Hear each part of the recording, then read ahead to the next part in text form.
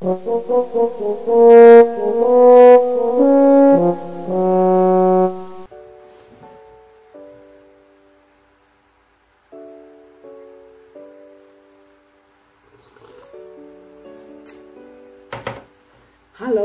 selamat ketemu lagi.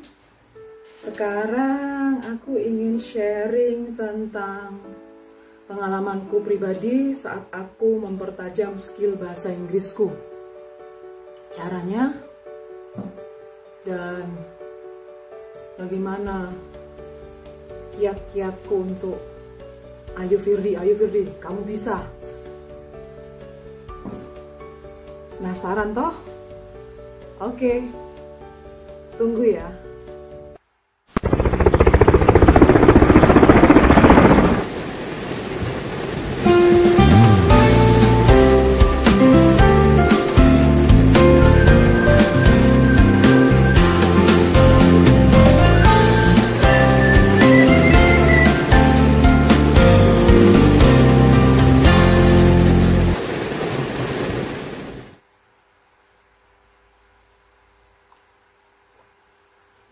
Kalian pasti bingung toh, kenapa beberapa vlogku selalu aku minum.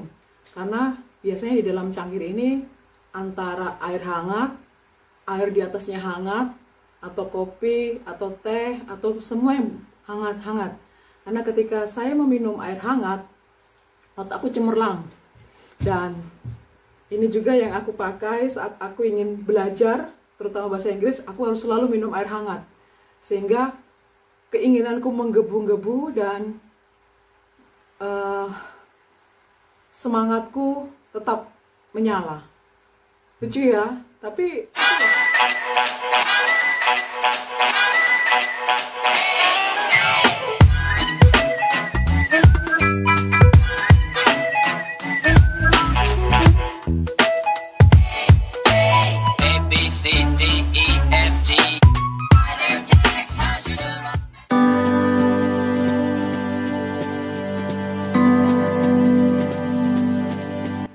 dalam mempelajari bahasa, ada kemampuan yang utama, yaitu pasif dan aktif. Biasanya kalau pasif itu adalah seperti reading, writing. Kalau aktif, listening dan speaking. Listening adalah mendengarkan, speaking adalah berbicara, reading adalah membaca, dan writing adalah menulis. Keempat skill ini kita cari kelemahannya. Saya melihat diri sendiri pada saat saya belajar bahasa Inggris. Saya belajar bahasa Inggris memang dari SMP. Terus berlanjut sampai saya kuliah keguruan bahasa Inggris. Tetapi saya berpikir begini, bahasa kalau tidak dipraktekkan, tidak mempunyai lawan bicara, atau kita tidak sering-sering latihan, akan lama-lama tenggelam atau hilang ya. Apalagi kalau bahasa Inggris di sekitar kita mungkin jarang sekali orang yang bisa berbahasa Inggris. Tetapi jangan sampai hal itu membuat kita jadi tidak semangat belajar bahasa Inggris. Dan kalau kita berbahasa Inggris, menurutku banyak hal-hal yang bisa kita lakukan. Misalnya kita mau keluar negeri, atau kita ingin sekolah ke luar negeri. Dan yang suka atau tidak suka, sekarang kalau mau sekolah S2, kita pun juga harus tes TOEFL ya, berarti bahasa Inggris lagi. Nah, jadi jangan gara-gara kita tidak mempunyai teman orang asing atau kawan yang bisa berbahasa Inggris atau lingkungan yang menyupport kita berbahasa Inggris, kita bisa menemukan cara kok untuk mempertajam skill itu. Karena saya pun demikian awalnya. Saya sedikit, aduh gimana ya, saya ini lulusan S1 keguruan bahasa Inggris. tetapi saya minim sekali untuk melatih skill bahasa Inggrisku, sehingga saya mencari cara untuk mempertajam sehingga skill itu tidak hilang. Kalau dalam skill listening, saya berusaha setiap hari mendengarkan lagu-lagu berbahasa Inggris, apapun itu. Misalnya dari perjalanan dari rumah ke kantor, atau dari kantor ke rumah, minimum 5-10 lagu. Dan kadang-kadang saya juga mendengarkan yang kayak yang ada sering ya di YouTube itu, kayak motivasi dalam bahasa Inggris. Jadi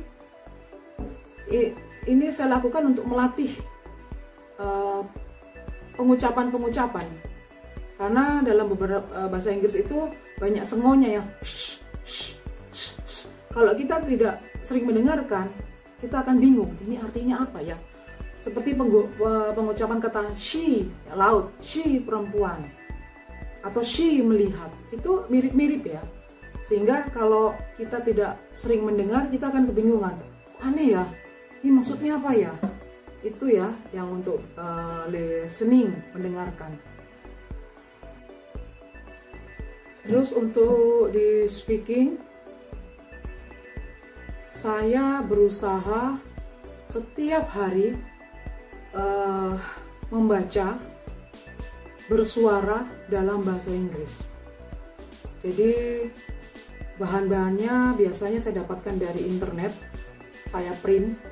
Saya tidak terlalu suka membaca di Android, laptop, karena kalau tidak ada internet bagaimana? Atau bisa juga kita download, jadi kita bisa baca walaupun tidak ada jaringan internet, jadi offline.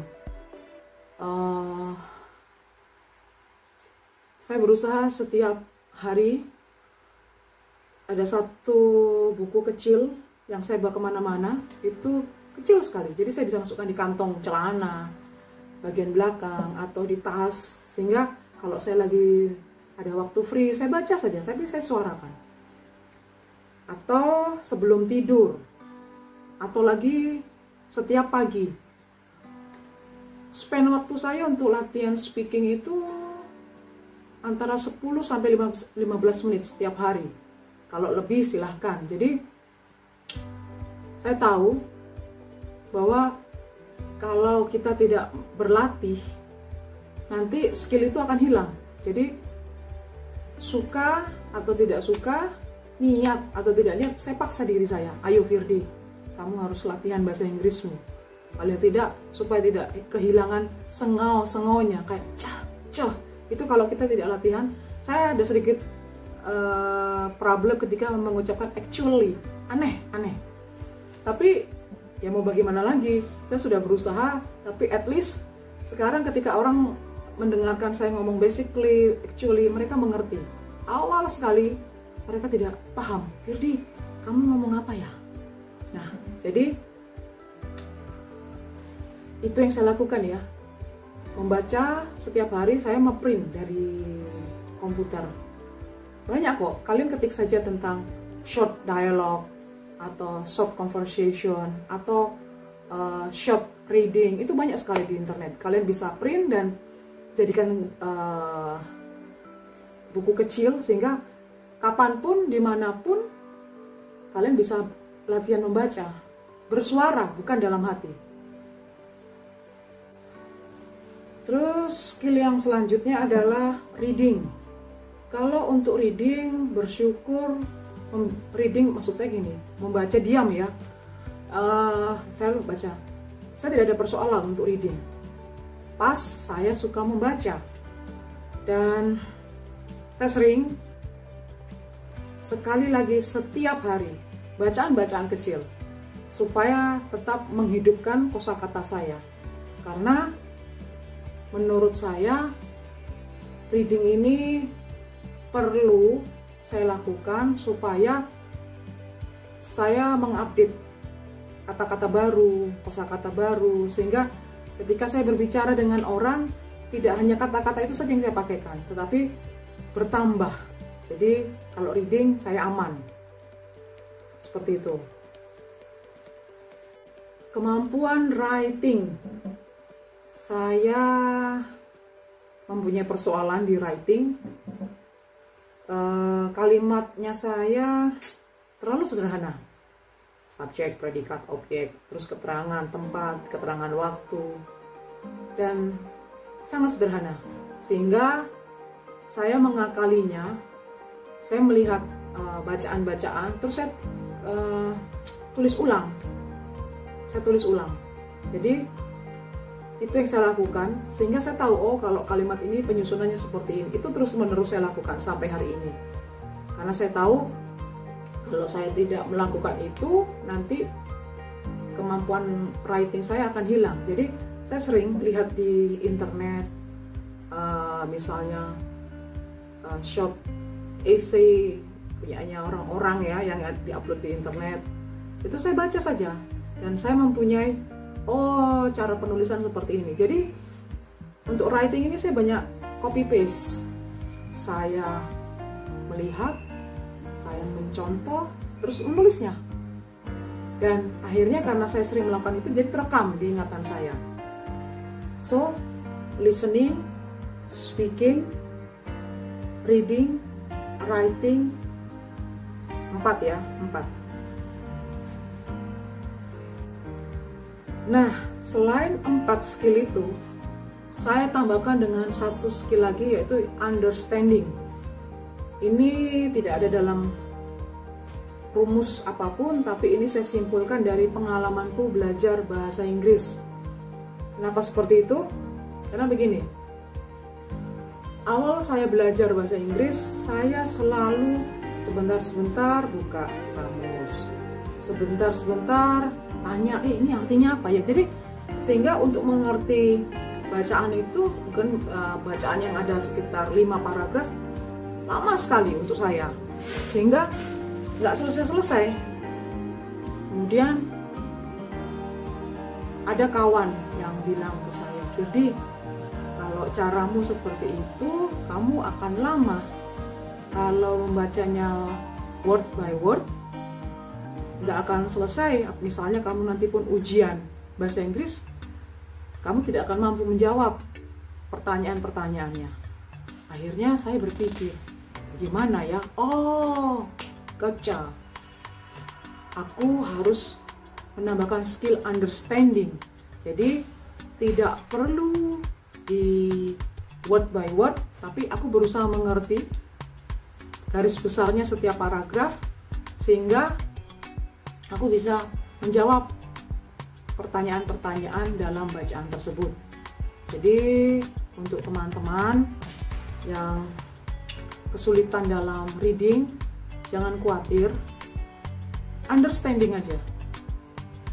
Kalau kalian sudah tangkap kata-kata kuncinya per paragraf, like or dislike, kalian pasti paham bacaan tersebut.